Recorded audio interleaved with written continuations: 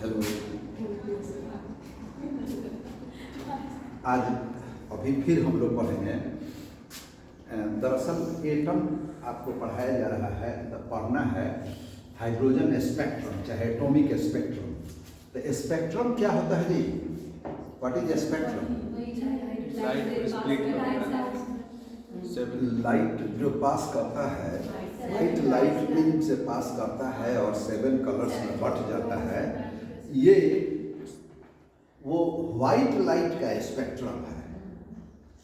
White light का spectrum है। Spectrum का दरअसल सही अर्थ ये है कि एक ही स्थान पर 3-4-5 तरह की चीजें एक साथ ले आ दिया जाए तो ये उसका स्पेक्ट्रम कहा जा सकता है। ठीक है। जैसे आपके व्हाइट लाइट में 7 कलर्स मिलते हैं, सन लाइट का स्पेक्ट्रम बनाया जाए तो उसमें 3 ही तरह के मिलेंगे। अब फिर उस तीनों में तोड़ तोड़ के अलग अलग बनाया जाए, तो सनलाइट में इंफ्रारेड रे, विजिबल रे और अल्ट्रावायलेट रे, उसके स्पेक्ट्रम में 3 ही तरह के मिलेंगे। ठीक है। हम लोगों के देश के वो असली हीरो थे रविंद्रनाथ टैगोर। उनका पर्सनालिटी का स्पेक्ट्रम बहुत वाइड था। कहा जाता है कि Rabindranath Tagore has his wide personality spectrum.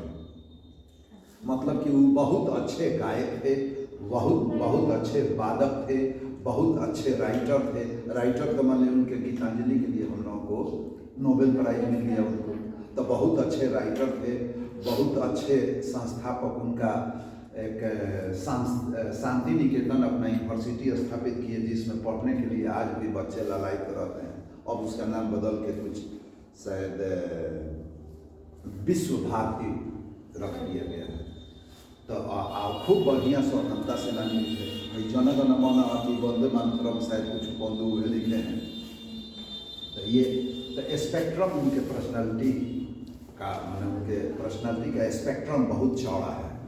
तो खैर हम लोगों को इसमें देखना है कि देखिए, हम कहें कि एटम के ऑर्बिट जो हैं उनका अपना अपना एनर्जी होता है, इसलिए उसको एनर्जी लेवल कहते हैं। और यदि एक ऑर्बिट के इलेक्ट्रॉन को दूसरे ऑर्बिट में ले जाते हैं तो या तो वो इलेक्ट्रॉन एमिट करेगा और चाहे इलेक्ट्रॉन एब्जॉर्ब करेगा। एनर्जी एमिट करेगा या एनर्जी एब्जॉर्ब करेगा। माने हायर लेवल से लोअर लेवल में यदि हम इलेक्ट्रॉन को भेजते हैं तो वो थोड़ा एनर्जी रिलीज कर देगा, एमिट कर दिया।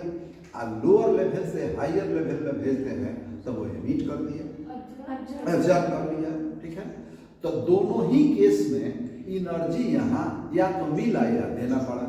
तो इसी एनर्जी को एक जगह यदि हम इकट्ठा कर लें तो उसके स्पेक्ट्रम को हम लोग एटॉमिक स्पेक्ट्रम कहते हैं।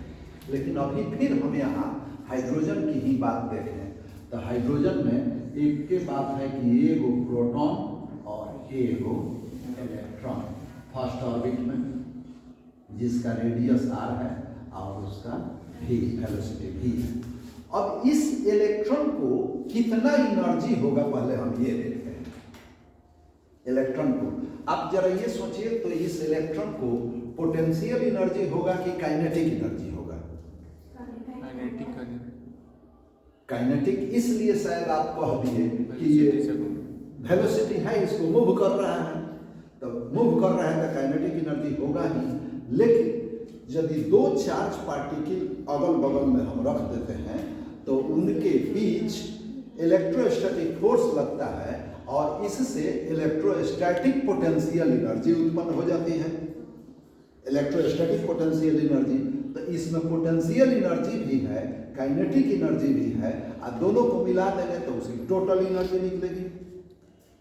तो अब फिर वही मान लिया जाए कि इलेक्ट्रॉन का मास me है और यह v वेलोसिटी से घूम रहा है, तो इसकी काइनेटिक एनर्जी E के equal to 1/2 me v square हो गया। ठीक है। और E के इक्वल टू 1/2 me। अब v का फॉर्मूला क्या पढ़े थे? v का e स्क्वायर by 2n अच्छा एप्सिलॉन नॉट एच या epsilon not, generally epsilon not को ही पहले तनी हम लोग को आदत है 4 पाई एप्सिलॉन जी, तो इसका स्क्वायर हो गया, ठीक है। और E k is equal to 1/2 m e into, अब इसका स्क्वायर करके चलिए, तो e power 4 upon 4 n square epsilon 0 square h square, इस सब मिला जुला कर क्या हो जाएगा जी, भाई 2 और 4 मिला दें तो 1/n स्क्वायर भी है, आई 2 और 4 8 हुआ एप्सिलॉन 0 स्क्वायर, ठीक है। तब है m e into e power 4 by h square, n square को पहले लिखने की बात है, लिख देते हैं, हाई 2 4 जा 8 epsilon 0 square m e into e power 4 by h square. तो काइनेटिक एनर्जी का एक फार्मूला ये हो गया। इसमें आपको n यदि मालूम हो, n मालूम हो तो बाकी सब का मान मालूम है, 8 का एप्सिलॉन 0 का m का e का h का, h माने प्लैंक्स कांस्टेंट, m माने मास ऑफ इलेक्ट्रॉन, e माने चार्ज ऑन इलेक्ट्रॉन, एप्सिलॉन 0 मतलब परमिटिविटी ऑफ ए, ठीक है। कितना मान होता है इसका,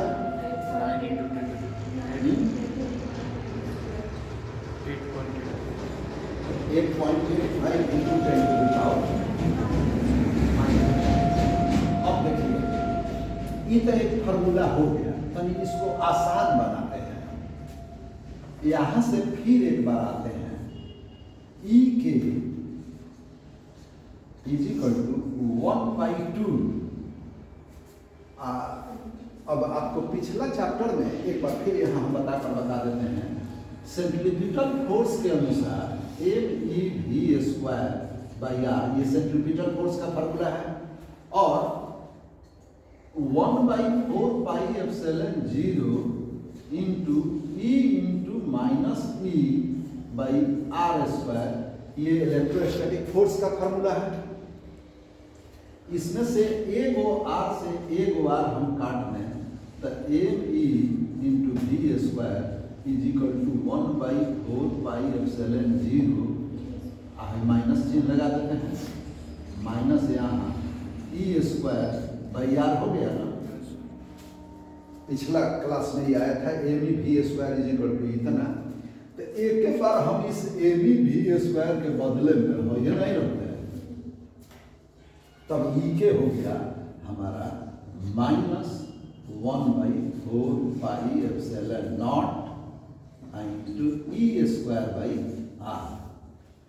तब e के क्या आ गया जी, minus 1/8 pi epsilon not into e square by r, ठीक है। ये चूंकि यहाँ इलेक्ट्रिक फोर्स का माने चूंकि एट्रैक्टिव फोर्स है, तो यहाँ नेगेटिव साइन यदि हम नहीं रखें, नेगेटिव साइन तो यही ना बताता है कि एट्रैक्टिव है कि रिपल्सिव है, तो यहाँ नेगेटिव नहीं भी आएगा, ये आपका आ गया e के equal to 1/8 pi epsilon 0 into e square by r, e के हो गया। एक इक्वेशन e का ये भी है, एक इक्वेशन e का ये भी है। अब देखिए आपको एक अलग बात, इसका इलेक्ट्रोस्टैटिक पोटेंशियल एनर्जी हम निकालते हैं, इलेक्ट्रोस्टैटिक पोटेंशियल एनर्जी, तो वो याद है आपको, इलेक्ट्रोस्टैटिक पोटेंशियल एनर्जी का क्या फार्मूला है,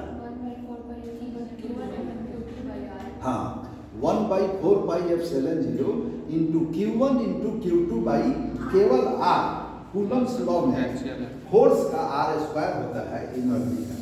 तो अब आप पूछ गए याद यदि है तो इस प्रोटॉन के चार्ज प्लस E और इलेक्ट्रॉन के चार्ज माइनस E के बीच इलेक्ट्रोस्टैटिक पोटेंशियल एनर्जी यदि हम देखें EP तो 1/4πε0 I into E into minus यहाँ तो Q1 इंटू Q2 करना पड़ेगा तो बाई R।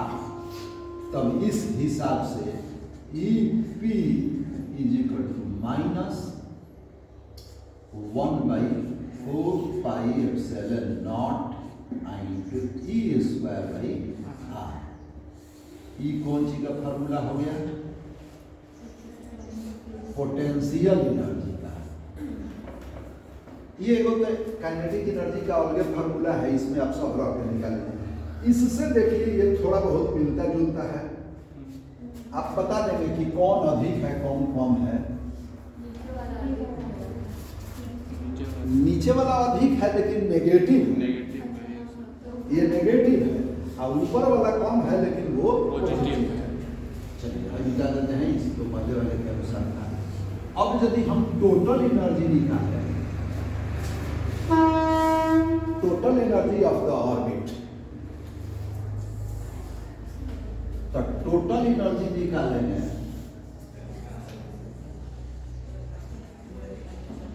तो E is equal to EK plus EP, ठीक है। तो E is equal to E के मतलब ये 1/8πε0 I into E square by R।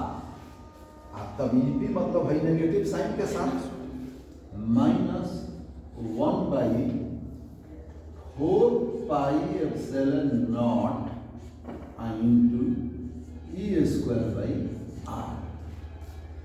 इसको सब्ट्रैक्ट करेंगे तो क्या आएगा जी? अब थोड़ा सा सोच के देखिए तो क्या आता है?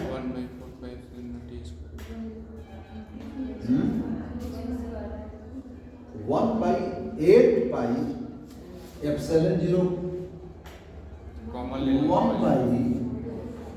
1/4πε0 into E square by R आप कॉमन लेते हैं तो यहाँ 1/2 माइनस 1 बच गया भाई, तो 2 बचेगा ना। तो हेकर मतलब क्या होगा? -1/2। तब E के बार भाई -1/2 हम यहाँ कर दें तो 2 में तो 8 हो जाएगा। तो ये -1/8πε0 I into E square by R, ठीक है। अब 3 को हल बक्सा को तो अभी आप छोड़ दीजिए, ये तो इस सब से ज्यादा कारगर है ये, इसमें n आ गया है। आप n का मान रख के कोनो ऑर्बिट का निकाल सकते हैं। और इससे क्या निकलेगा? केवल हाइड्रोजन के फर्स्ट ऑर्बिट, इससे हाइड्रोजन के फर्स्ट में n का कोनो बात नहीं। इस तीनों बक्सा को देख के देखिए तो E, EP और E में क्या रिलेशन है? EK और E देखिए तो दोनों बराबर है। एक और मतलब जो E बराबर माइनस है, ठीक है। अब EP और E में देखिए तो क्या रिलेशन है? अच्छा है EP और EK में पहले देख लीजिए।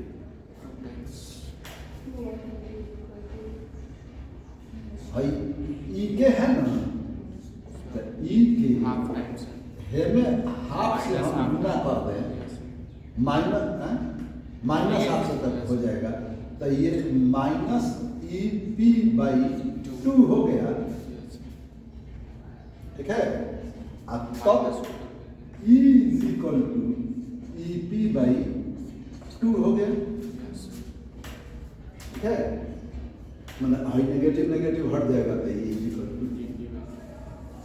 ये सुनने में बड़ा विचित्र लगता है कि टोटल एनर्जी पोटेंशियल एनर्जी का हाफ है। मतलब ये एक केस ऐसा है, एक जगह और आपको मिलेगा कि टोटल एनर्जी, मतलब हम तो मानते हैं कि total energy will be the sum of kinetic energy and potential energy, लेकिन तो दोनों से अधिक ना होना चाहिए। तो यहाँ पोटेंशियल एनर्जी का हाफ ही हो गया। ठीक है। अब ई के ई पी बाई 2 हो गया। अब इसके बाद जब दोनों एनर्जी हम लोग पढ़ लिए तो इसके बाद हम लोगों को टेक इंडिविजुअल इस फार्मूला के अनुसार 1 रख देंगे तो 1 का निकलेगा, 2 रख देंगे तो 2 का निकलेगा। इसको दूसरे क्लास में देखते हैं। ठीक है, थैंक यू।